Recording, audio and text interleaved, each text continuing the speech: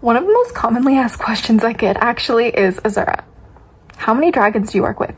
Why do you work with dragons? How do you work with dragons? When did you start working with dragons? Why is that even a thing? And what is the point? I'm confused. And then also I get a lot of questions about, what is a spirit team? How does one know if you have a spirit team? What are spirit guides? How does this work? What are dragon spirit guides? And ultimately, when those two worlds collide, you get what I live to call a spirit dragon clan. And this is basically a craft that has been personal to me, and many other people experience this as well, but it's just having a spirit team full of dragons. And sometimes they work together, sometimes they don't, sometimes they get along, sometimes they don't. And ultimately, it's just to make sure you have the best experience in your evolution, to help you along your practice and your craft, and it's kind of what sets us apart as dragon witches. And if you're new here, assalamu alaikum, merry meet, and welcome back to your daily dose of DragonFaether. My name is Azura DragonFaether, the Draconic Priestess, and today I'll be your host for all of this magic with the dragons here with the crystals. We are in my husband's studio today because he is asleep. The neighbors are loud, partying for some reason super late at night, and I figured I would share my favorite part of my practice, which is the spirit dragon clans that I work with, or just groups of spirit dragon guides that I work with in my practice to improve things like my mental health, my physical health, as well as like my spiritual health, of course. But there's just certain rituals that I do, certain things that I offer, and certain things that they help me with and remind me of within my practice. And not all of them are always like present and active the way that certain ones are, and some kind of just are passing through from time to time. So that's kind of what I wanted to share with you in today's video, which was essentially supposed to be yesterday's episode, and we will do a deep dive of like all my dragon clan members that I will be sharing with on the channel, like publicly, just as we go along, you know what I mean? And it's mostly just a way for me to, you know, better understand and interpret my reality. And some dragons we earn, some dragons are with us since we were born, some dragons, you know, we find along the way, and some we just kind of encounter and don't really know very well. Some of them are even gods from ancient mythology, and I could go on and on and on about this. But first of all, what is a spirit dragon clan, you ask? Ultimately, it is just an amalgamation of your spirit dragon guides and your personal practice. You don't have to be a dragon witch to have like a spirit dragon clan. I know plenty of witches who don't like practice dragon magic, but they really rely on the comfort and safety and protection that their spirit dragon guides provide them, and also just to help with them, like to help them on their like personal path of like evolution, or sometimes they're on a healing journey. It just really depends, you know what I mean? Like, everybody's so different and unique when it comes to dragons, just as the dragon myths themselves, of course. So this is what really kind of happens once you start working with multiple dragons. You don't have to work with multiple dragons. You don't even have to work with them at all as like spirit guides, if you will, because like some people refer to like a bunch of their like spirit guides within their personal practice as like a spirit team. So this could consist of like, you know, say like Hecate, but also like Medusa, but also like Thor, you know, just insert any like dragon, insert any god or goddess, and then maybe dragons as well from here and there. Sometimes they have fairy guides or like unicorn guides or guardian angels. Some people work with daemons and infernals. Like, it really just depends, you know. Some people work with their ancestors and spirits of the land and elementals, and I could literally go on, okay? That's kind of the fun part of it, is that like there's so much to explore and learn about and see what really kind of resonates with you and what's really calling your heart to practice, you know, and to connect with. If you're doing any kind of like spirit work in the sense of having like a spirit team, some people have a spirit team that just really consists of like symbols or like archetypes that they really connect with in a spiritual sense that helps them improve their lives or whatever, or like just literally anything, honestly. Sometimes people do them in ritual, like use the symbols and stuff in ritual and create ritual practices that are around these archetypes.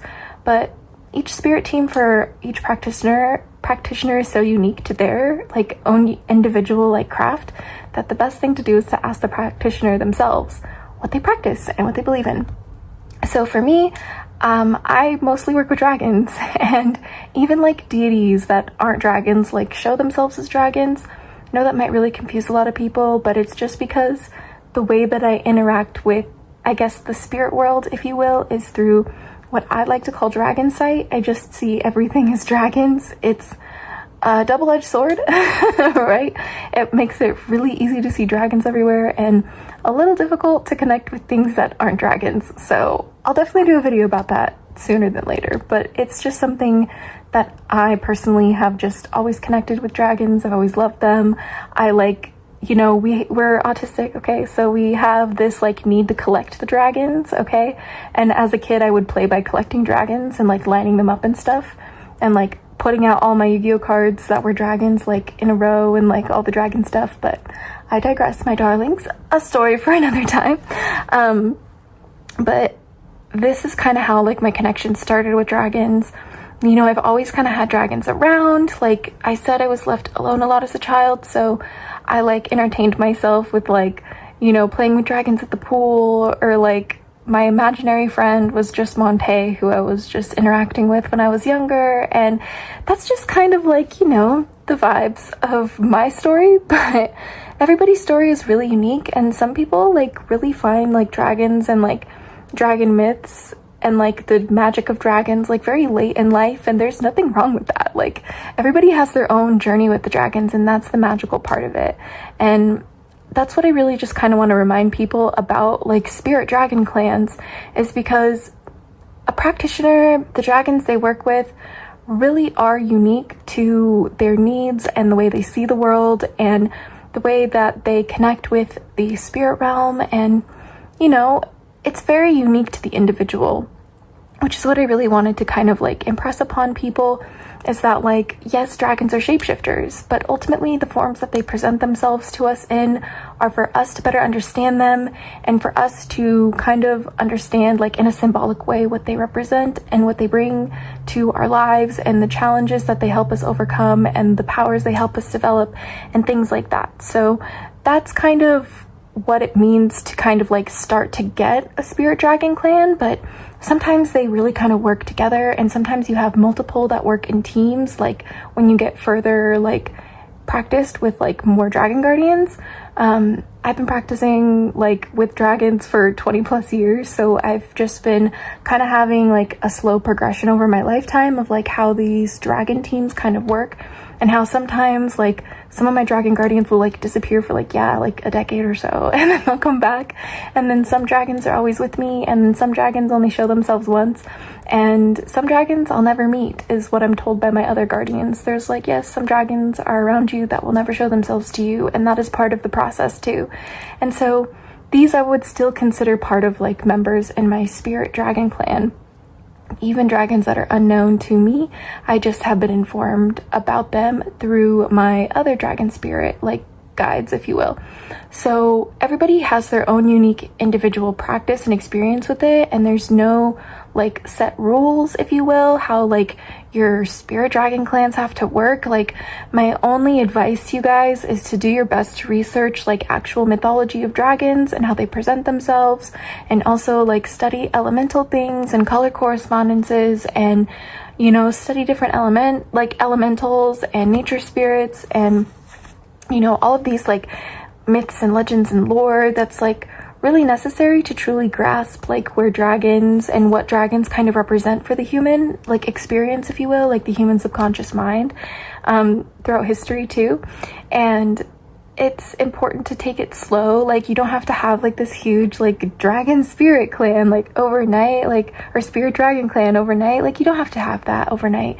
It's about taking your time and really discovering the journey and the, you know, magic of that for you, and deciding what to share with others, and deciding what to keep for you and your dragons and whatever gods and goddesses, or if you believe in God too, like it doesn't matter what you believe in. Like you could be atheist and work with dragon spirits in a different way. Like all practices are like welcome here, you know, like you're able to choose what way to interact with the dragons. And that's my favorite part about working with dragons and walking with dragons, because my path with them has shapeshifted so much, just like they just like they shapeshift with me. Excuse me.